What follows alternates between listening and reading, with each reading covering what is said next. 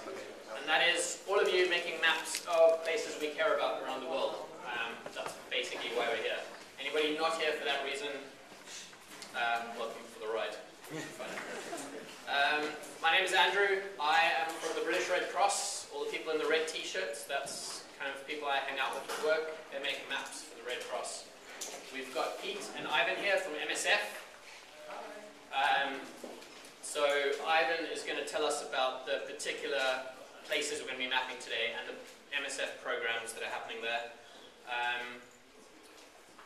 The Humanitarian OpenStreetMap team, if you guys can just very quickly raise your hands.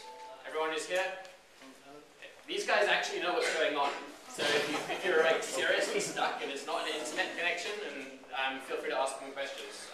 So Dan's going to be talking us through some stuff in a bit. Just from the basics on screen, so if you really have no idea and you're stuck, Dan will guide you through. But hopefully most of you will either already be mapping or will be in the next couple of minutes. All the Red Cross guys with Red Cross t-shirts on should be able to help get you started on the basics and answer any general questions. If you're interested in any other aspect of this, give us a shout. That's why we're here. Skills Matter. Thank you very much to Skills Matter for the venue for free.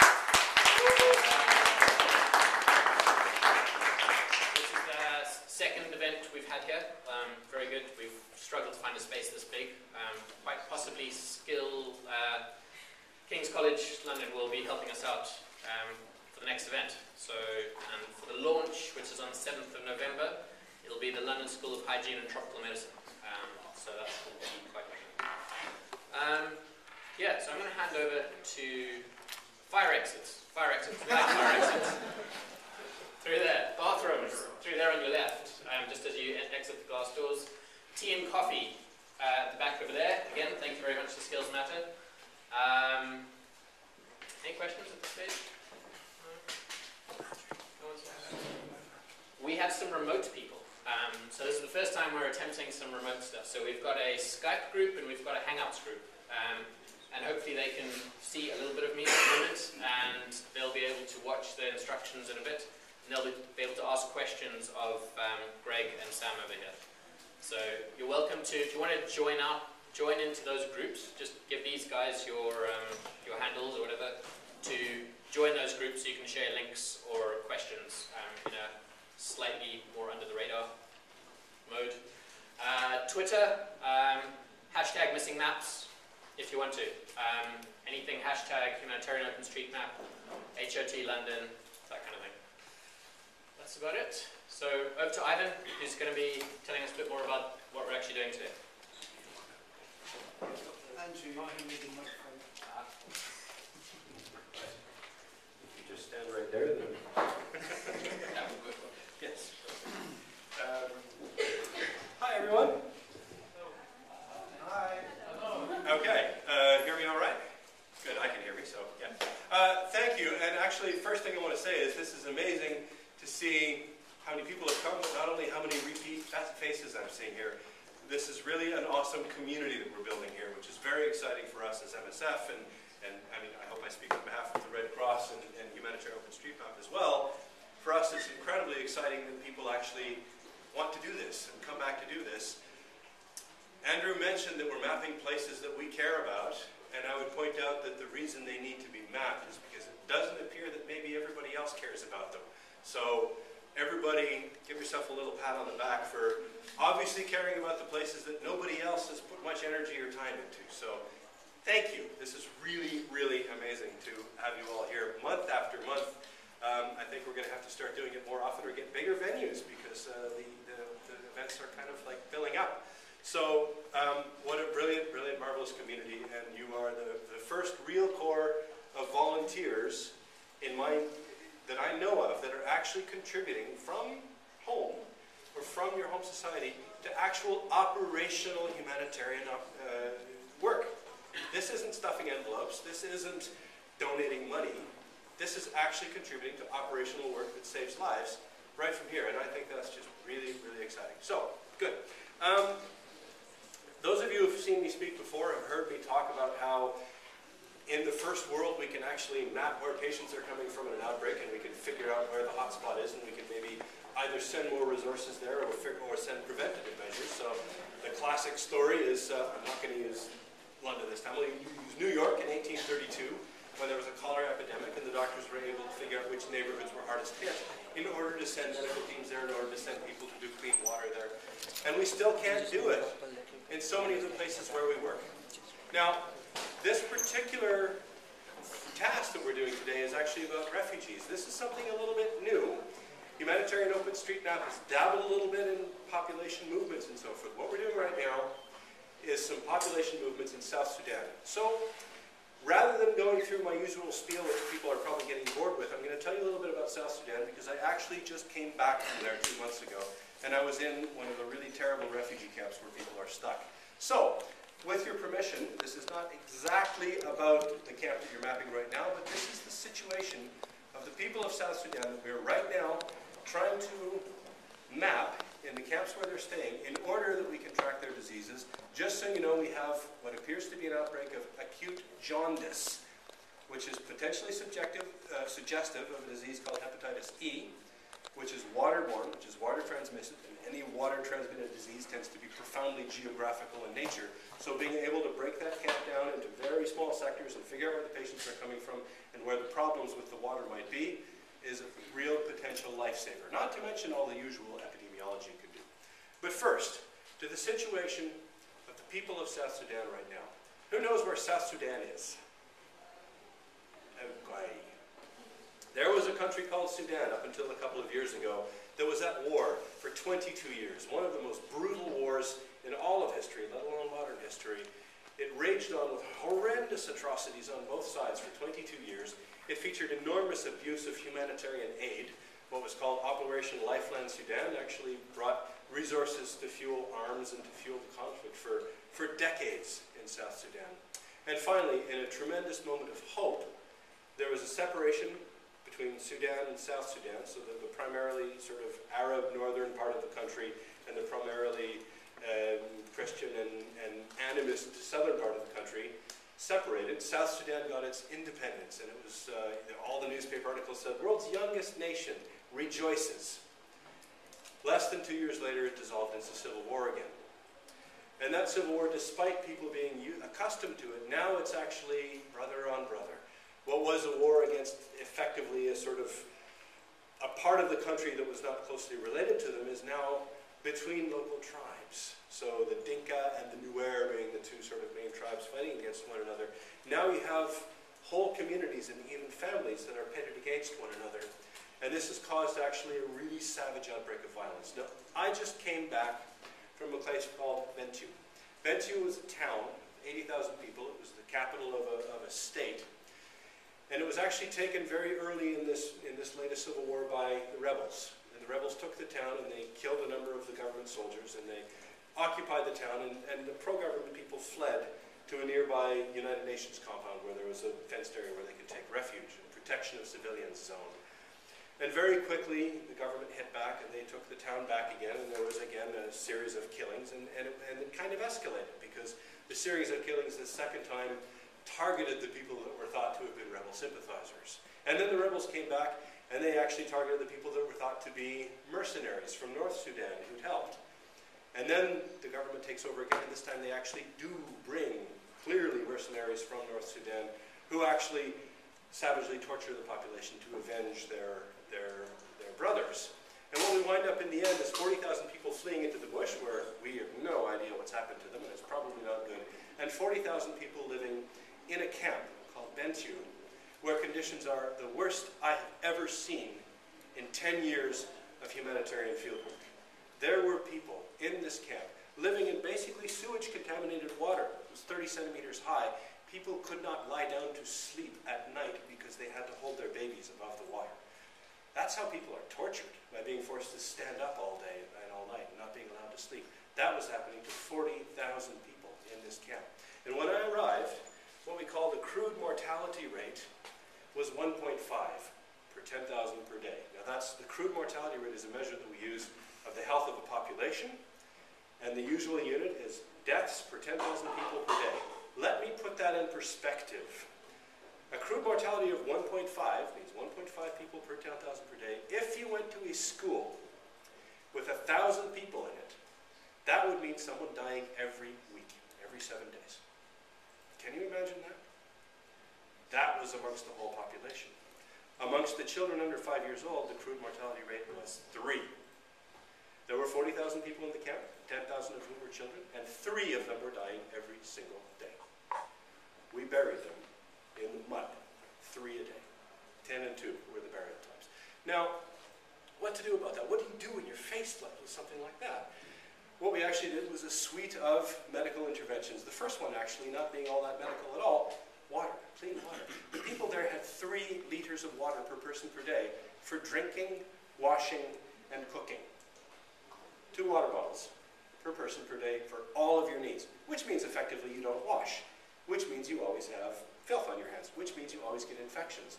And what we have is what's sort of called the cycle of death, where you get a little infection, which makes you vomit and have some diarrhea. You don't hold your food so well, you lose a little weight, which means that then you're vulnerable to another infection. The more skinny you get, the more likely you are to get another infection.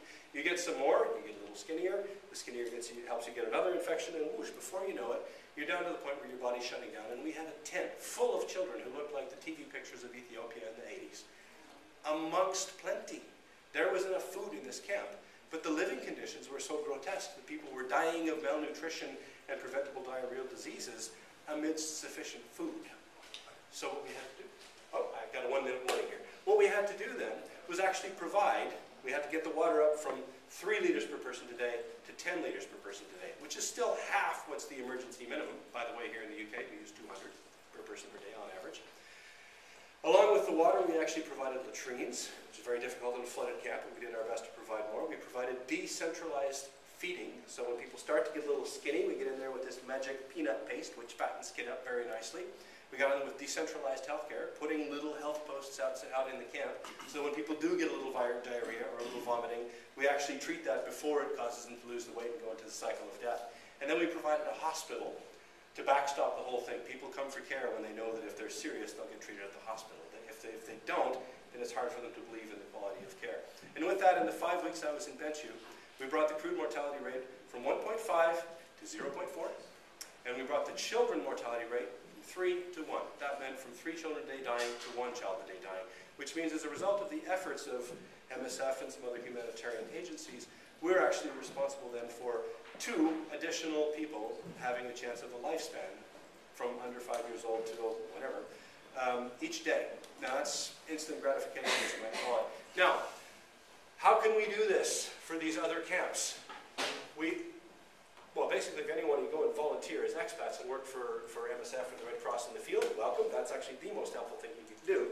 But short of that, to help us actually understand where people are coming from, to map the refugee camp itself, to map the areas around it, to map the water courses around so we can understand more about the transmission of diseases, so that all of those suite of programs that I told you about, the water, the latrines, the decentralized healthcare, the decentralized feeding centers in the hospital are in the right place at the right time so that we can actually break the cycle of death. That's your job today, your mission if you choose to accept it. Please go ahead with it. Again, thank you very much for coming here today. I pass you.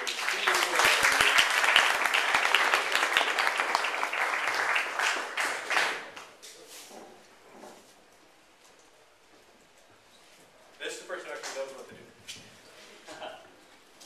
While Dan is doing that, some of our Red Cross guys will just go around and help you with anything that Dan isn't focusing on. So feel free to do stuff while Dan's talking. His talk's going to be very thorough. So listening in is good, but don't wait for it, basically.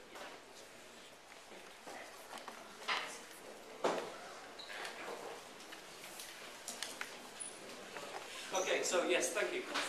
My name's Dan, I'm a volunteer with Humanitarian OpenStreetMap, and as you just heard, you're welcome to sort of just get on with mapping if you're familiar with it, if you know what you're doing. I'm not going to be offended at all. But for those of you who are new to this, I'll try and be thorough, but I want to be brief. I really just want to get you mapping, and then we'll just sort of walk around and help you as we go along, okay? So I'm going to just introduce a little bit about OpenStreetMap and then how we actually do the editing. So, first things first, on the screen here I've got openstreetmap.org. So you can go to openstreetmap.org, you can see where we are now, somewhere near the bottom. You can't hear me now. That can be fixed. Let's try this.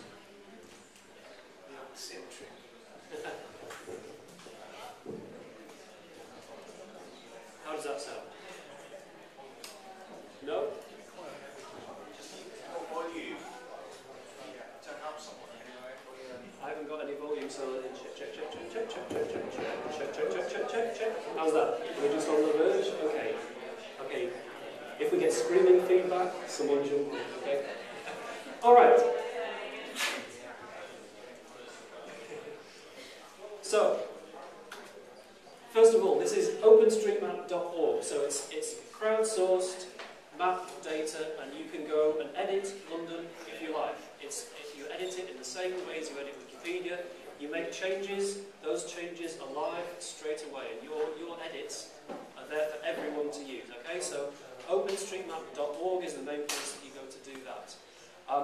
What we're doing tonight, because we're getting a lot of people together all at the same time to do these edits. So if we edited one place together, there will be a lot of sort of collisions as we all try to edit the same bit of road or something like that, which is why we're using not just OpenStreetMap.org in order to coordinate ourselves, but we're also going to this separate website, which is tasks.hotosm.org. So, when my Wi-Fi works, that takes me to the tasking manager.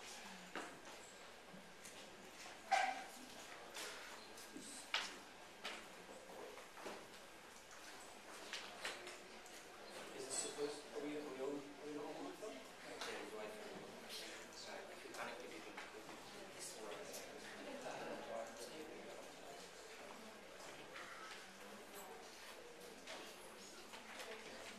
It's up there now, Dan. Yeah. Okay, so what you see, first of all, the first thing you need to do, the very first thing you need to do is to register your account on OpenStreetMap.org. Okay, so if you haven't already done that, then that's going to be quite important. We then go to this separate website. It's a little bit confusing because we have this separate website, but that lists all of the humanitarian mapping tasks that we want to do. If I now point up the top right-hand corner, you should see your name, your OpenStreetMap ID in the top right-hand corner. If you don't see that, then you need to press the button to sort of connect to OpenStreetMap. Okay, so we have these two websites, and they just need to sort of know about each other. So here I am logged in, and I can see all the tasks. They're actually ordered in case of urgency, and so not surprisingly we have some Ebola tasks which are absolutely the most urgent ones right now, but as Ivan said, those are not the ones that we're focusing on tonight. So I'm going to change it from sorting by priority order to sorting it by creation date. That's just the easy way to get to the tasks that we want to do tonight. We've got task 715 and we've got task 713. So 715 is the one that is in South Sudan, so that's the one Ivan was talking about.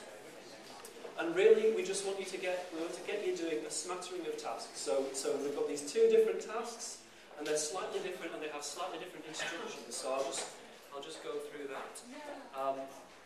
So I'm going to go into the Sudan task. Okay, when you look at the tasking manager here, we've gone into this task, the South Sudan task. There are instructions here. There's also various different tabs. So there's instructions, there's contribute. I'll talk through those in a minute. What you see on the left-hand side is the area we want to map, and we see it divided up into squares, and you can see things happening in those squares.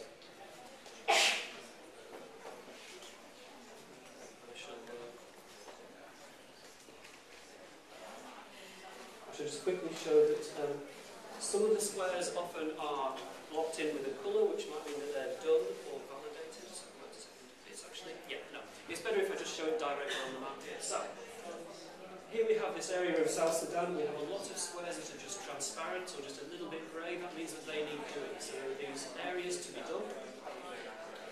The ones with an orange border are ones that someone's grabbed. So maybe someone here in this room has grabbed a square and started working on it. So that's great. So more of these are going to be bordered orange as the day goes on. The ones that are blocked in with orange are done, and the ones that are green are validated. So that's the very final endpoint. That means green means that someone here has done it, and someone else has gone through it to check that it's So one of the things you might be wondering, if this is like editing Wikipedia, the changes are live straight away, and as Evan said, the changes are going to be very, very helpful for people actually in the field. How do you know that what you do is right? How do you know that you're not making a mistake, drawing a line when it's drawing a road when it's actually a river? I was very nervous about these kind of things when I first got involved in that.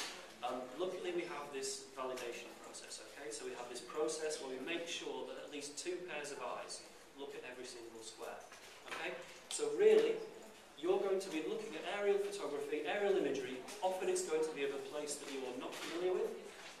And it'll take a little bit of time to get your eye in and recognise the difference between a bush and a building, between a path and a road. But really, after a little while, you'll learn to trust your judgment. You'll ask each other questions, ask me questions, and that'll be fine.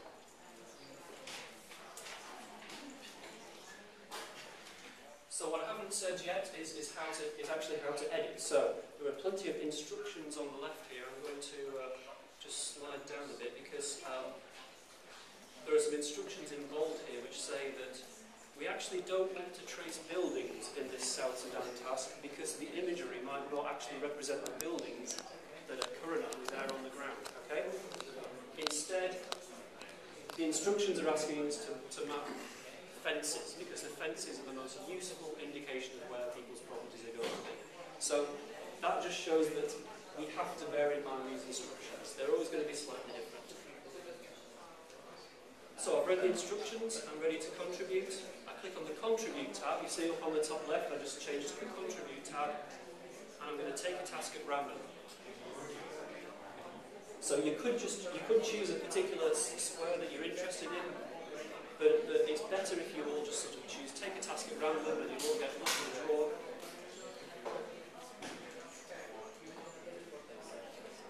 So I've clicked on take a task at random and it's allocated me a square. Then I click on Start Mapping. Once I've clicked on Start Mapping, that's when it's locked. Okay, so I grab this square, no one else is allowed to edit it. My voice keeps dropping off. Okay. Yeah. I'm actually going to do a bit more like that. Okay. So, okay. So I've clicked on Start Mapping. I've locked this square. This square is for me to do, and I'm now ready to launch the editor. So, OpenStreetMap is map data, and you can edit it with multiple different editors. We have one called JOSM, which is quite advanced. It's a Java program that you download, and once you get quite fluid, people tend to use that as a very advanced editor. But the ID editor is the one most of the new people certainly will be using tonight. So we click Edit with ID Editor, and that actually pops up a new tab with the editing. So I just want to make sure that you see the different tabs that are going on here, because it can be a little bit confusing. I started off with the OpenStreetMap website, and now I've got the Tasks Manager, and then when I click to edit, it's popped up yet another tab where I'm doing my editing.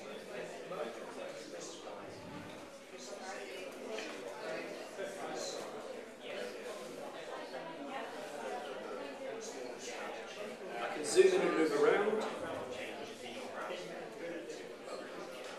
Where it says point, line or area, those are the 3 very basic different types of things that I can draw. My imagery is being quite slow to arrive. This is one thing we often get when we're doing these mapping parties, which is that if the Wi-Fi is not going quite as fast as we'd like, we have some black patches for a while.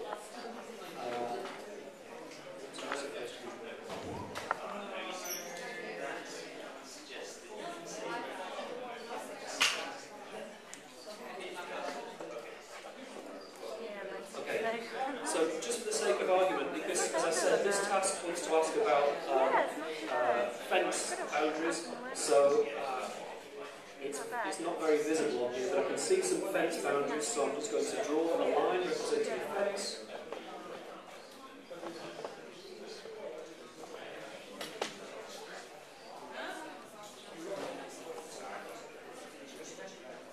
You can't see my imagery, I'm sorry about that, but There is actually some imagery in there. How about that? It's almost visible. It's almost visible. So once I've drawn my line, I kind of want to stop. I just click twice to finish it. Okay.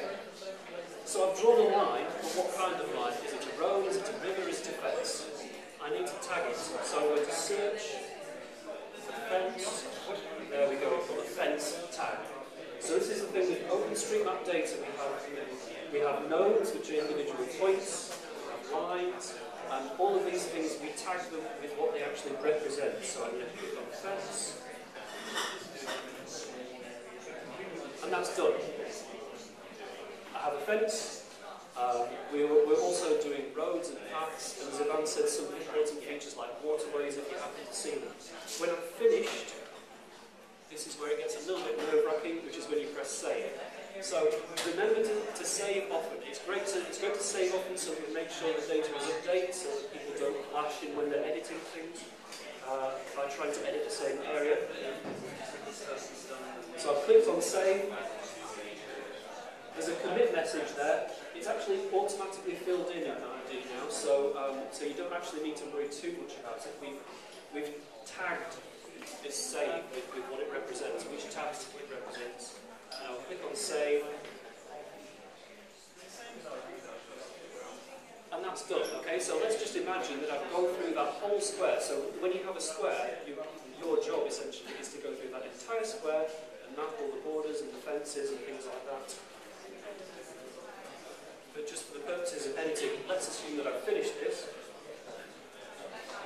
So I close my editor window, and now I'm back at the tasking manager. So I'm ready to mark the task as done. Okay? That means that the entire square is finished. Okay? So actually one thing is, maybe you do a lot of work and you don't actually finish the task. Maybe you only get halfway through. That's absolutely fine. If that's the case, there's an unlock button up here. So either you've done it, either you've completed the entire square, or you want to unlock it and let someone else finish it. Either way is fine. There is a time limit. Here it says 114 minutes left. It's got a 2-hour timeout. So don't worry if it times out, don't worry if you don't have enough time, it just goes back to an unlocked status and everything's fine. As long as you save what you're doing, that's the most important thing. So I'm going to stop there. I'll probably do a couple more sort of tips as we go along. I'm just going to stop there and then we'll feel free to ask questions and we'll start with you. Okay?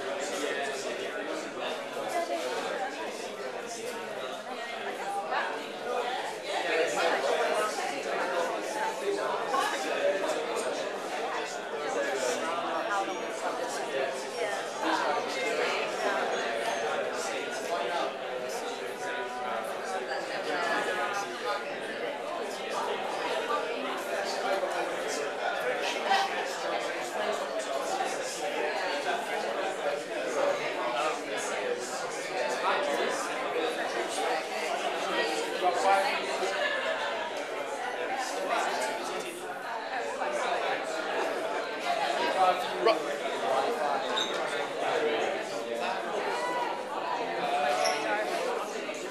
guys are struggling.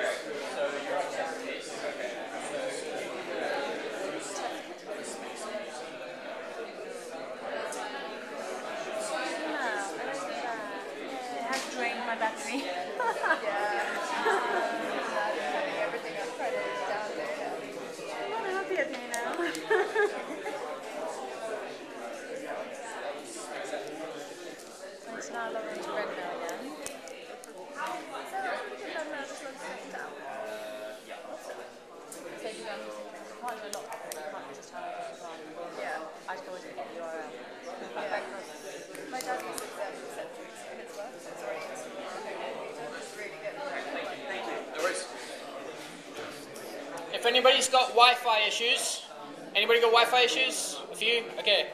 If you can try and connect to SMEX app 3, so SMEXAP, but number 3 at the end. So the same as on the wall, but number 3, same password. Just for the people who are having Wi-Fi issues.